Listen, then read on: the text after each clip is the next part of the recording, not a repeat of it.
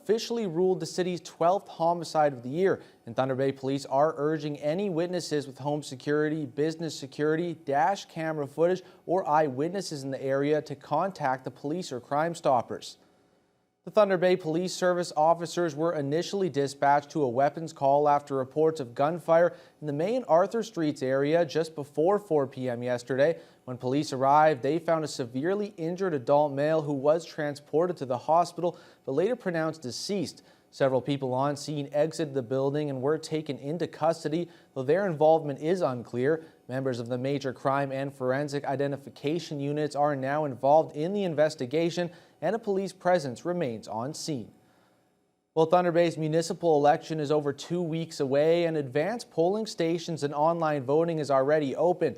There are 59 people running in this year's election, with 13 seats to fill on City Council. We asked some Thunder Bay residents if they were planning on voting this year.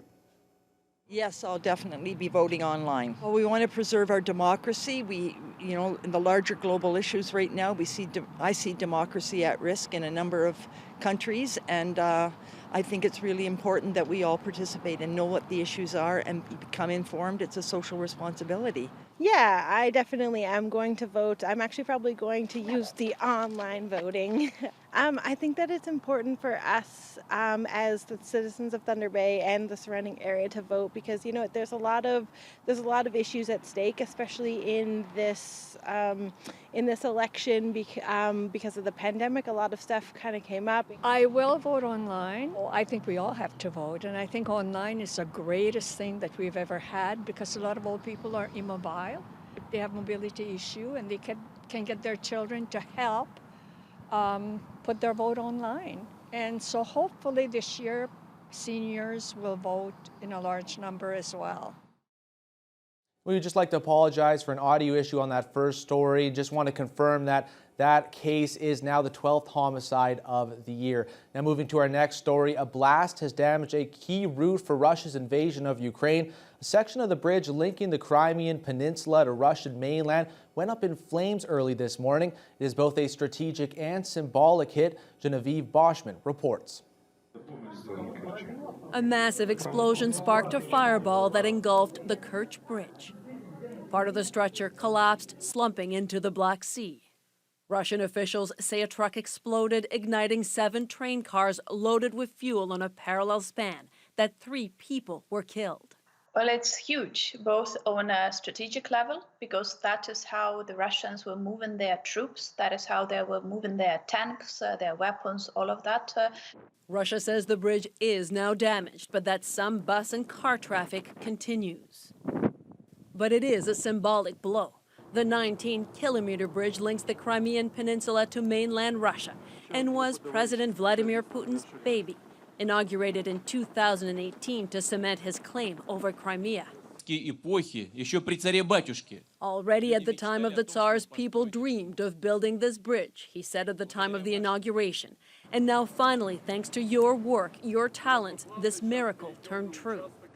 Kyiv stopped short of claiming responsibility. Happy birthday, Mr. President. Though one politician posted this video, a nod to Putin's 70th birthday yesterday. Some Ukrainians applauded the strategic win, as well as Moscow's continued battlefield losses. Ukraine has recaptured several villages and said in some regions it found grave sites and widespread destruction. Half our town is destroyed, says this 71-year-old resident. What can we do? War is war. Explosions, they'll continue to rock the city of Kharkiv. And renewed shelling cut off the last remaining external power source of the Zaporizhia nuclear plant. It now relies on emergency diesel generators for power crucial to avoiding a nuclear meltdown. Russia has appointed a new commander to oversee all its operations in Ukraine, a decorated officer with a reputation for brutality. Genevieve Boschman, CTV News, Montreal. Over the Thanksgiving long weekend, provincial police will be joining police services across the country for an annual traffic safety campaign aimed to reduce the amount of lives lost from road accidents during one of the busiest traffic weekends of the year. The initiative, called Operation Impact, will focus on what the OPP call the Big Four, which includes impaired driving, aggressive driving, distracted driving, and ensuring that drivers and their passengers are wearing seatbelts. The program will go throughout the long weekend, and this afternoon, local officers were participating in a ride and seatbelt check on the expressway and Dawson Road off-ramp, and Constable Colin Dubuque asked every driver to help keep the highways safe. We're out here primarily for the safety of the motorists on the highways. We want to reduce the number of serious injuries and fatalities on the highways, which are having an impact on family and friends. And really, that's why we're out here this Thanksgiving long weekend, just so that we prevent those tragedies, we prevent those fatalities, so that everybody can enjoy a happy Thanksgiving with their friends and families. Inflation has made it hard for international college and university students to make a living, as most face rules that limited them to working only 20 hours a week at part-time jobs. But Ottawa recently announced they're lifting that restriction. CTV's Corey Nordstrom has reactions from Sault Ste. Marie.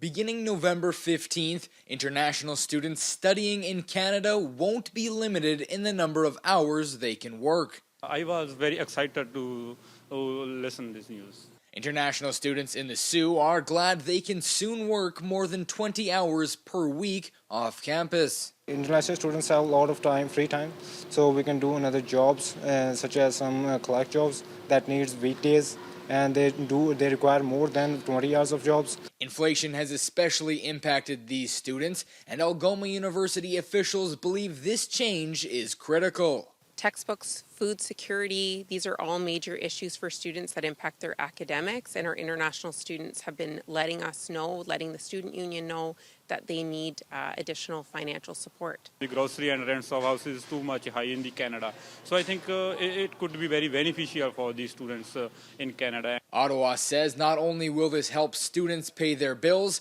but it's also aimed at assisting employers.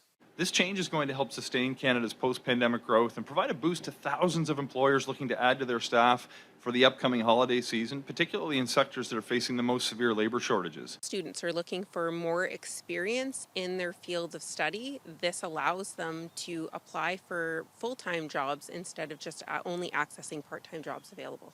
Right now in 20-hour work, mostly work is in food courts and somewhere such as coffee shops or Tim Hortons. And people don't get full hours, so they really struggle financially. The pilot runs until the end of next year. International students we spoke with remain hopeful that after that point, the government permanently lifts the 20-hour per week restriction on off-campus jobs. Corey Nordstrom, CTV News, Sault Ste. Marie.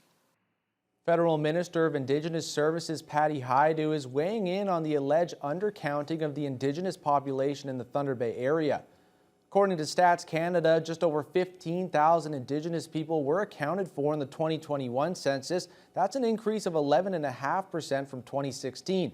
However, researchers with Our Health Count Thunder Bay estimate the local Indigenous population is actually in the range of 23,000 to 42,000, about 2 to 4 times more than the Stats Canada census. It's believed that many Indigenous adults chose not to participate in the survey, and Hajdu says the true numbers are important in order to secure improved resources at the federal and provincial levels.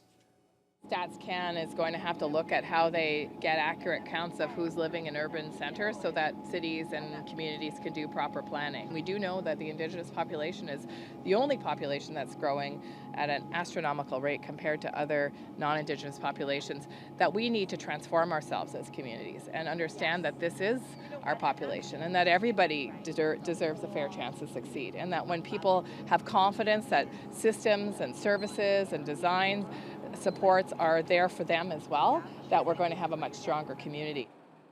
Lakehead University has been given the honor of hosting the 2023 Community Campus Exposition. The big event next June will bring around 400 people to the city from around North America and other parts of the world.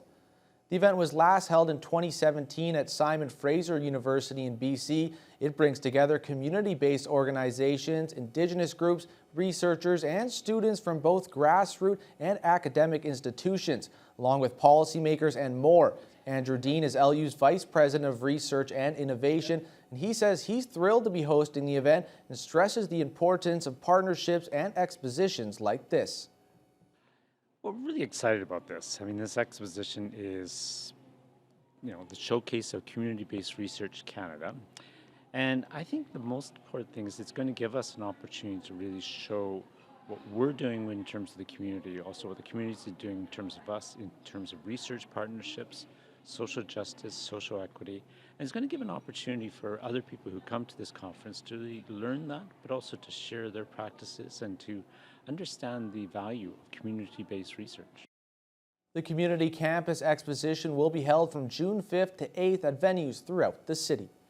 We're now joined by sports anchor Kurt Black. Now, I got to say, this suit is absolutely amazing. Definitely make an impact piece. In the Blue Jays, they needed an impact going into Game 2 after losing Game 1. Yeah, just like the suit, Jays needing that statement performance or else their season, well, it was done. We'll have the highlights of Game 2 down at the Dome right after the break.